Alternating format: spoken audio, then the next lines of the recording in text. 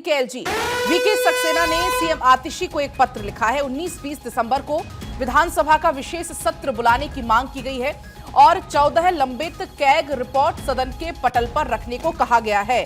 तो ये बड़ी जानकारी आप तक पहुंचा रहे हैं। दरअसल लंबित 14 रिपोर्ट में दिल्ली में शराब विनियम, इसके अलावा आपूर्ति निष्पादन लेखा परीक्षा, दिल्ली में वाहनों से होने वाले वायु प्रदूषण की रोकथाम, इसके अलावा सार्वजनिक स्वास्थ्य अवसंरचना, स्वास्थ्य सेवाओं का प्रबंधन जैसे कुल 14 मामले हैं।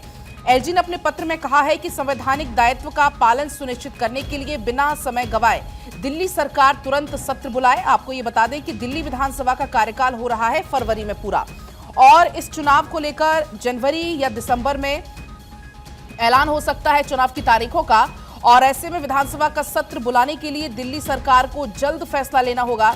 एलजी ने अपनी शक्ति का प्रयोग करते हुए तुरंत इस सत्र को बुलाने की मांग की है। तो एक चिट्ठी लिखी गई है दिल्ली के एलजी वीके सक्सेना की तरफ से सीएम आतिशी को, और इस पत्र के जरिए 19-20 दिसंबर को विधानसभा का विशेष सत्र बुलाने की मांग उनके द्वारा की गई है और कहा गया है कि 14 लंबित कैग रिपोर्ट सदन के पटल पर रखा जाए।